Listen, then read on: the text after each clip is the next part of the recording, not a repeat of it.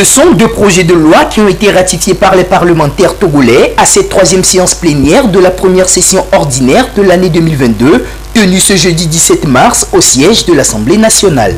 Il s'agit des projets de loi autorisant l'adhésion du Togo à la Convention internationale sur l'enlèvement des épaves adoptée le 18 mai 2007 à Nairobi et le projet de loi autorisant la ratification du protocole de 1988 relatif à la Convention internationale de 1966 sur les lignes de charge signé le 11 novembre 1988 à Londres. En lançant les travaux de cette séance plénière, la présidente de l'Assemblée nationale, Yawatega Digbodi, a relevé le rôle majeur ainsi que l'apport du secteur maritime dans le développement économique du pays.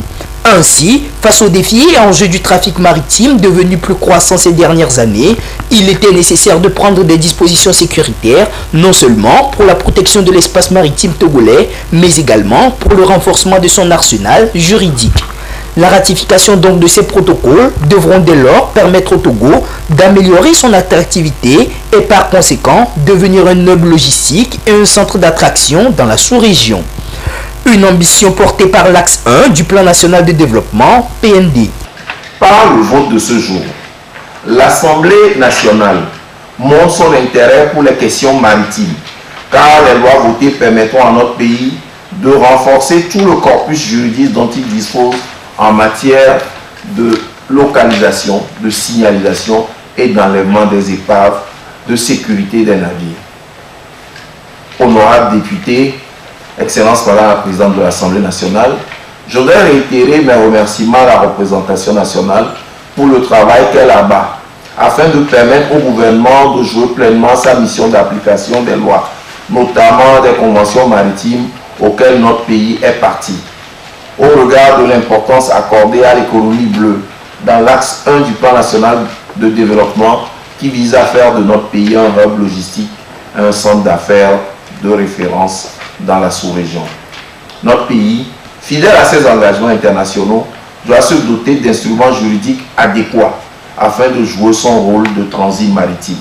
Conscient donc de l'apport du secteur maritime à l'économie nationale, c'est à l'unanimité que les députés ont voté les deux projets de loi à l'invitation des différents présidents de groupes parlementaires. Les projets de loi de ratification qui sont soumis à notre étude attirent notre attention en ce moment où notre planète est confrontée à des crises multiformes. Ainsi, pour répondre à une période d'incertitude mondiale, nous devons faire preuve de plus d'audace pour trouver des solutions appropriées aux problèmes rencontrés par nos États et celles de nos populations en quête de certitude de vie. C'est pour ces raisons et au vu des avancées majeures observées dans ces tests, nous demandons à nos députés NET-PDP de voter favorablement pour ces deux projets de ratification. Au vrai, cet instrument permettra à notre pays d'assurer la sécurité de la vie humaine et des biens en mer en empêchant des excès de chargement et prévenir les conditions atmosphériques menaçant l'équilibre des navires. Au regard de tout ce qui précède, j'invite notre groupe parlementaire à se prononcer favorablement pour l'adoption du projet de loi autorisant l'adhésion du Togo à la Convention internationale sur l'enlèvement des épaves et celui autorisant la ratification du protocole de 1988 relatif à la Convention internationale de 1966 sur les lignes de charge. Les deux tests ne présentent pas d'inconvénients de nature à soulever des réserves particulières à notre niveau comme parti d'opposition parlementaire. J'invite donc les députés du groupe parlementaire URC a voté favorablement. Le commissaire du gouvernement à cette séance, en saluant ce vote unanime des parlementaires, n'a pas manqué de relever les efforts enregistrés par le Togo en faveur du secteur maritime. Il a par la même occasion relevé les défis actuels auxquels fait face le secteur. Mesdames et messieurs les honorables députés, je crois que c'est toujours un plaisir lorsque nous franchissons le seuil de votre assemblée de voir que vous êtes en phase avec le gouvernement dans sa volonté de faire de notre pays une grande nation maritime et de faire de notre pays un hub logistique. Ces lois sont des instruments attractifs pour tous les opérateurs économiques intéressés par l'industrie maritime et portuaire togolaise, marquée ces dernières années par la construction à grands coûts d'infrastructures portuaires conformément à la vision éclairée du président de la République, son Excellence M. Faure Essaouzouana Gnassingbé. La loi autorisant l'adhésion du Togo à la Convention internationale sur l'enlèvement des épaves et celle autorisant la ratification du protocole à la Convention de 1966 sur les liens seront d'une grande utilité pour le développement de l'industrie portuaire togolaise. Le gouvernement vous donne le gage qu'il jouera pleinement sa mission par l'application de ces lois et de leurs tests subséquents. Et je suis convaincu du soutien que la représentation nationale lui apportera dans son engagement à faire appliquer les conventions maritimes que le Togo a souverainement ratifiées. La ratification de ce protocole par le Togo sur les lignes de charge ainsi que son adhésion à la Convention de Nairobi sont le résultat de l'engagement du gouvernement à promouvoir le secteur maritime et à en faire un secteur stratégique de développement économique.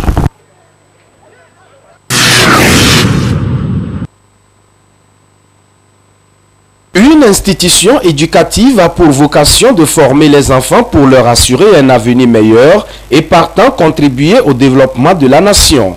L'État, ne pouvant pas répondre à tous les besoins sur l'ensemble du territoire national, des initiatives privées se sont multipliées, non seulement pour accompagner les efforts du gouvernement, mais aussi pour venir à la rescousse de cette population qui s'agrandit au jour le jour.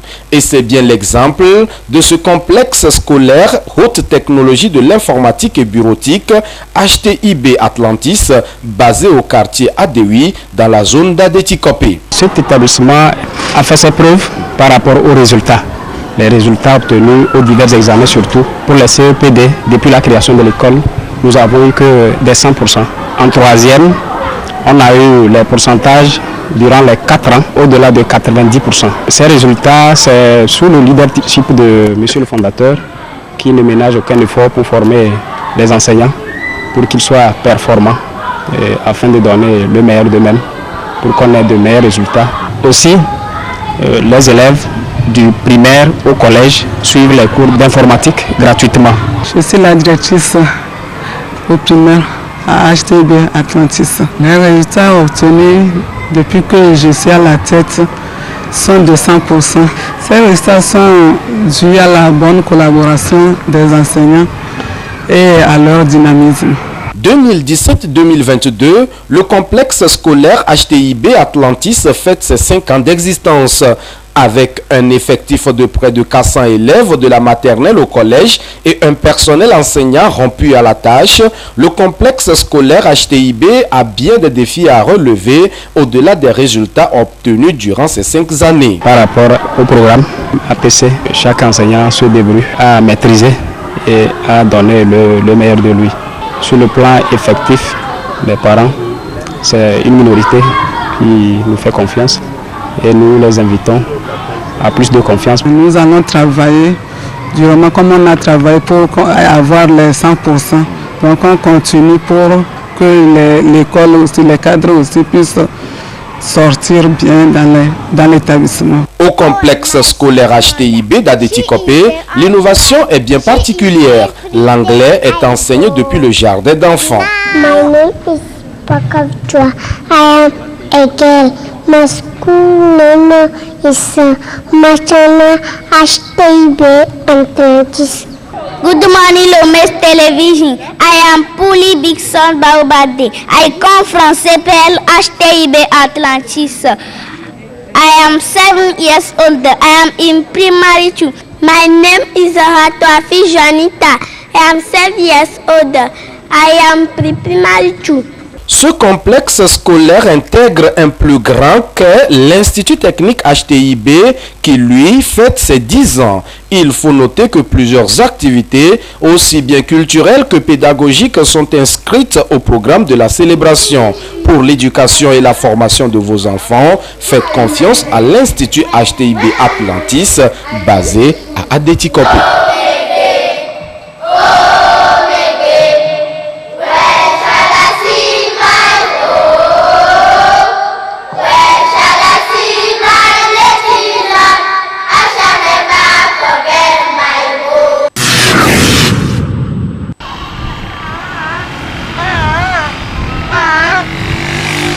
Une grande caravane pour annoncer la cérémonie de remise d'attestation et faire découvrir le centre de formation professionnelle Le Record. Le premier responsable, le personnel et les apprenants de l'Institut ont parcouru les grands axes routiers d'Agoué et de ses environs dans une bonne ambiance et sous le regard curieux des riverains et usagers de la route. Parti du centre Le Record au niveau du carrefour Minamadou, passant par le carrefour de Lyon, Limousine, la caravane a sillonné aussi les artères Total Tochi, Hôtel Concorde, Carrefour Bodjona, GTA, Togle Kopé, ADT Kopé et bien d'autres encore. Ceci à la grande satisfaction des organisateurs. C'est une sortie vraiment réussie, donc c'est un événement déjà qui commence bien. À cause de Covid, nous n'avons pas pu organiser une cérémonie, donc déjà 3 promotions qui attendent de recevoir leur attestation, leur mérite. Alors si vous voyez déjà sur nos prospectus, nous annonçons les filières que nous faisons déjà et en même temps les filières que nous allons entamer l'année prochaine.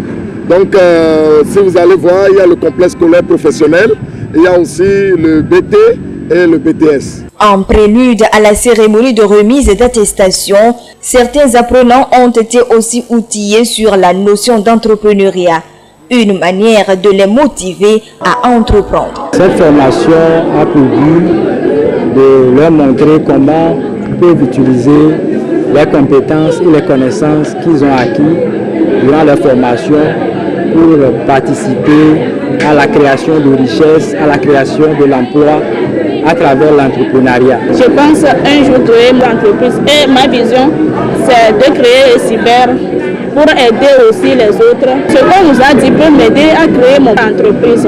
J'avais l'idée depuis et avec la formation d'aujourd'hui, je suis encore plus inspirée parce que j'ai encore appris beaucoup de choses, comment atteindre mon objectif. De nos jours, gagner un emploi c'est vraiment difficile et si tout le monde doit attendre l'État pour avoir un job, je ne pense pas que ce sera possible. Notons que le centre de formation professionnelle Le Record forme depuis 2015 des apprenants en CAP et en CFA dans plusieurs domaines. Si nous voulons citer quelques filières modulaires, il y a le secrétariat, il y a la comptabilité caisse, il y a maintenance, il y a transit douane, il y a infographie, multimédia.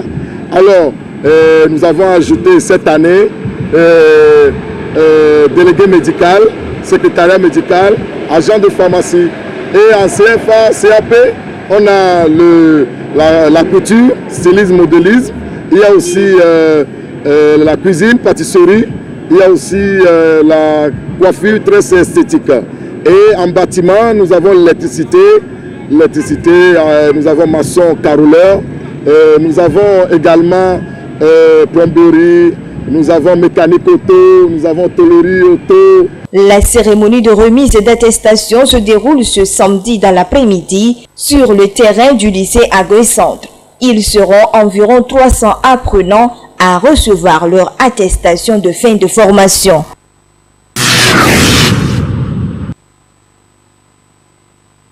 Le stationnement anarchique des véhicules gros porteurs est un fait souvent remarquable sur nos routes. Un acte qui a priori provoque l'encombrement des voies, empêchant ainsi un bon déroulement du trafic routier.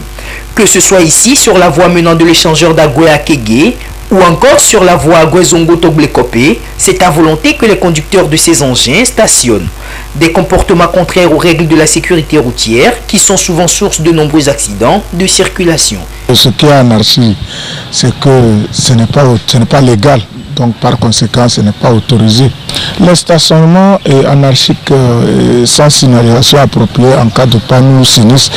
Les dangers auxquels malheureusement nous arrivons, c'est que c'est des cas d'accidents graves dans lesquels on déplore des morts. Imaginez un camion ou un usager dans un coude qui stationne sans signalisation et en temps de nuit. Le résultat, c'est que l'autre va lui rentrer dedans. Face donc à la recrudescence du phénomène, les autorités en charge de la sécurité routière ne restent pas silencieuses. Des dispositions ont été prises afin de décourager les auteurs de ces actes. À cela s'ajoutent également des sanctions. Au niveau de la division de la sécurité routière, il y a des équipes de patrouille ou de ronde, des binômes de motards de ronde qui s'effectuent sur les grands axes de Lomé, notamment le grand contournement qui est un tronçon très accidentogène. Et par ce fait, nous sommes binômes. Dès lors qu'ils constatent un cas de stationnement non approprié, ils font appel au service de la SNCT, c'est-à-dire la grue qui vient les enlever de leur lieu de panne pour les disposer hors de la chaussée. Les sanctions, le code de la route le prévoit. C'est quand il y a un stationnement en cas de panne sans signalisation appropriée, les peines vont de 20 000 en allant par rapport à la durée que la personne aurait effectuée là-bas. Nos concitoyens continuent par se faire tuer pour des cas de stationnement non approprié. Mais nous œuvrons toujours par nos rondes. Nous avons multiplié nos rondes pour pouvoir remédier à ces cas de comportement. Pour donc éviter de tomber sous le coup de ces sanctions dues au stationnement anarchique, les responsables de la division de la sécurité routière en appellent au civisme des conducteurs. Quand vous êtes en panne, faites tout pour disposer des triangles, une signalisation adéquate pour signaler aux autres usagers que vous êtes en difficulté en cet endroit. Et je pense que ce faisant, nous allons nous en tirer des accidents au cours desquels malheureusement on déplore des cas de mort. Seul le respect du code de la route ainsi que la prise en compte de ces conseils pourront limiter, voire éradiquer les accidents sur les routes.